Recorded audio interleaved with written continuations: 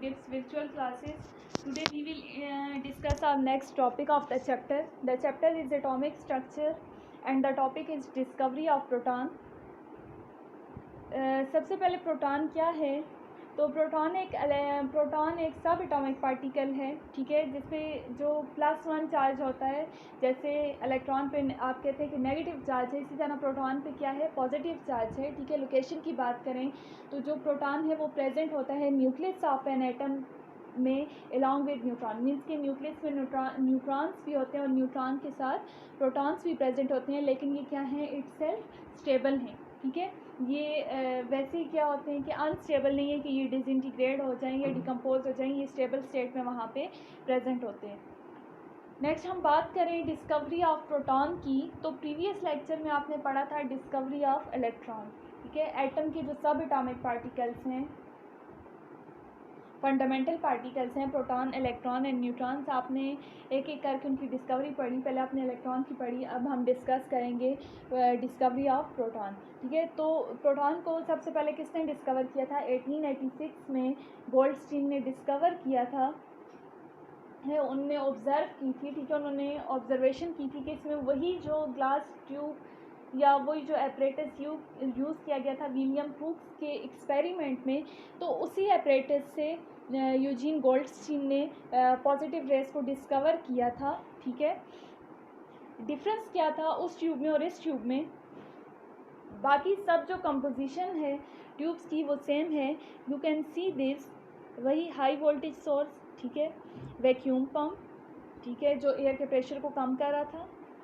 Cathode है, इस side पे एनोड है, और कैथोड रेज यहाँ से ट्रेवल कर रही हैं एनोड की तरफ, ठीक है, और यहाँ पे कोई भी गैस प्रेजेंट है। अब यूजीन गोल्डस्टीन के एपरेटस में और विलियम क्रूक्स के एपरेटस में थोड़ा सा डिफरेंट था। वो ये था कि यूजीन गोल्डस्टीन ने इसमें जो कैथोड यूज़ किया था वो परफोरेटेड मीन्स के एक ऐसा कैथोड यूज़ किया था जिसमें होल्स थे, ठीक है। होल मीन्स के उसमें कैनाल्स बनी हुई थी। तो ये जो कैथोड है इन्होंने अपने एक्सपेरिमेंट में यूज़ किया था।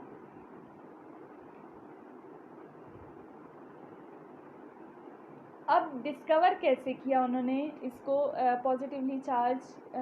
पॉजिटिवली चार्ज पार्टिकल्स को, ठीक है। वो जो ट्यूब थी जिसमें जो है वो कैथोड रेज ट्रेवल कर रही थी कैथोड से एनोड की तरफ, तो यूजीन गोल्डस्टीन ने ये चीज़ नोट की कि उसी टाइम कुछ ऐसी रेज भी हैं जो एनोड से निकल रही हैं, ठीक है, एनोड से निकल रही हैं और परफोरेटेड कैथोड से, मीन्स कि उसमें जो कैनाल्स बनी हुई हैं उन कैनाल्स में से ट्रेवल करके, ठीक है, स्ट्राइक कर रही हैं बैक वाल पे। जो ट्यूब की बैक वाल है वहाँ पे स्ट्राइक कर रही हैं और वहाँ पे फ्लोरेसेंस क्रिएट कर रही हैं। तो यूजीन गोल्डस्टीन ने ये चीज़ डिमॉन्स्ट्रेट कर ली कि हाँ ये एनोड से निकल रही हैं रेस, तो इनको नाम दिया एनोड का।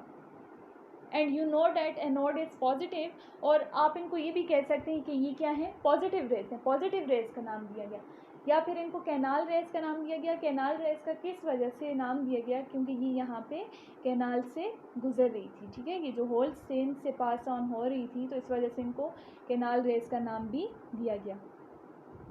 प्रोडक्शन कैसे होती है पॉजिटिव रेस की? जब हाई स्पीड प्रोटॉन्स जो हैं इलेक्ट्रॉन्स जो हैं, जिस तरह विलियम क्रूक्स के एक्सपेरिमेंट में था कि कैथोड से निकलने वाले इलेक्ट्रॉन्स ने स्ट्राइक किया था उस डिस्चार्ज ट्यूब में गैस के साथ, और उस जो गैस थी उसको क्या कर दिया, उस गैस को आयोनाइज कर दिया, ठीक है। आयोनाइज कर दिया मीन्स कि उस पर पॉजिटिव चार्ज क्रिएट कर दिया और इलेक्ट्रॉन्स जो हैं वो ट्रेवल हो गए एनोड की तरफ, ठीक है। अब वो जो पॉजिटिव आयंस थे वो पॉजिटिव आयंस कहाँ जाएंगे? तो ऑटोमेटिकली वो अट्रैक्ट होना स्टार्ट हो जाएंगे कैथोड की तरफ। कैथोड मीन्स कि जो नेगेटिव इलेक्ट्रोड है उसकी तरफ अट्रैक्ट होना स्टार्ट हो जाएंगे, और यू नो डैट कि वहाँ पे जो कैथोड यूज़ किया था वो क्या था, परफोरेटेड था। वो पॉजिटिव आयंस उन होल्स में से गुजर के जाके उसकी बैक वाल पे स्ट्राइक कर रहे थे। तो इस तरह इन पॉजिटिव रेस की क्या हो रही थी, प्रोडक्शन हो रही थी। नेक्स्ट है आपके पास प्रॉपर्टीज़ ऑफ एनोड रेस। जिस तरह आपने कैथोड रेज की प्रॉपर्टीज़ पढ़ी, इसी तरह एनोड की भी कुछ प्रॉपर्टीज़ हैं। फर्स्ट प्रॉपर्टी क्या है, आप कह सकते हैं वे ऑफ ट्रैवलिंग।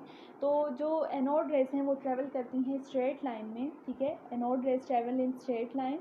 और नेक्स्ट क्या है, cast shadow of objects placed in their path. जिस तरह आपने कैथोड रेज के रास्ते में कोई ओपेक ऑब्जेक्ट रखा था, वो उसका शेडो क्रिएट कर रही थी।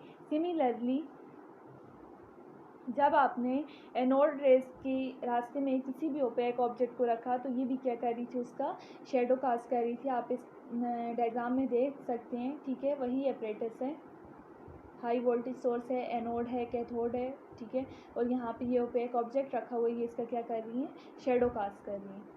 नेक्स्ट प्रॉपर्टी क्या है, anode raise can produce mechanical effect. Anode rays भी क्या करती हैं, मैकेनिकल इफेक्ट क्रिएट करती हैं। कैसे मैकेनिकल इफेक्ट क्रिएट करती हैं, जब आप इनके रास्ते में किसी भी पैडल व्हील को रखेंगे तो ये क्या करेंगी, उस पैडल व्हील को रोटेट करेंगी, ठीक है, मीन्स कि इनके पास मोमेंटम भी है और इनकी वेलोसिटी भी है। यहाँ पे डायग्राम में देख सकते हैं, आपने क्या कर दिया कि इसके रास्ते में एक पैडल व्हील रख दिया और एनोड रेज यहाँ से आके इसको स्ट्राइक कर रही हैं और एनोड रेज ने इस पैडल व्हील को रोटेट करवाना स्टार्ट करवा दिया, ठीक है। नेक्स्ट प्रॉपर्टी है कि anode rays are positively charged particles. ये कैसे डिमॉन्स्ट्रेट किया गया था कि एनोड रेज जो हैं वो पॉजिटिवली चार्ज पार्टिकल हैं, तो उसी अपरेटस को इलेक्ट्रिक फील्ड प्रोवाइड कर दी गई थी। इलेक्ट्रिक फील्ड मींस कि उसके साइड पे दो प्लेट्स रखी गई थी, एक पॉजिटिव और नेगेटिव। अब जब एनोड रेज यहाँ से ट्रेवल कर रही थी तो वो डेविएट होगी अपने पाथ से और डिफ्लेक्ट होगी नेगेटिव प्लेट की तरफ, and you know that positive attract करता है नेगेटिव को। तो इससे ये डिमॉन्स्ट्रेट किया गया कि जो एनोड रेज हैं वो क्या हैं, नेगेटिव है, ठीक है। फर्दर कुछ और प्रॉपर्टीज़ भी हैं जो आपकी बुक में भी गिवन है। They produce fluorescence when strike with zinc sulphide. ये जो एनोड रेज हैं ये क्या कास्ट करती हैं, ये भी कैथोड रेज की तरह फ्लोरेसेंस कास्ट करती हैं। अगर आप इनको जिंक सल्फाइड लेयर से भी स्ट्राइक करेंगे तो ये उसमें भी क्या करेंगी, फ्लोरेसेंस कास्ट करेंगी। चार्ज टू मास रेशो की बात करें तो charge to mass ratio positive rays का कम होता है as compare to cathode rays, ठीक है। Charge to mass ratio depend करता है nature of gas.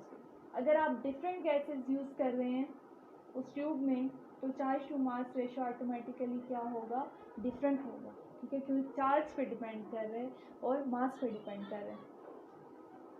The maximum charge to mass ratio, anode rays का जो maximum charge to mass ratio है वो है 9.54 इंटू 10⁻7 कूलम पर केजी, ठीक है। जो मैक्सिमम E/M रेशो है वो है 9.54 इंटू 10⁻7 कूलम पर केजी।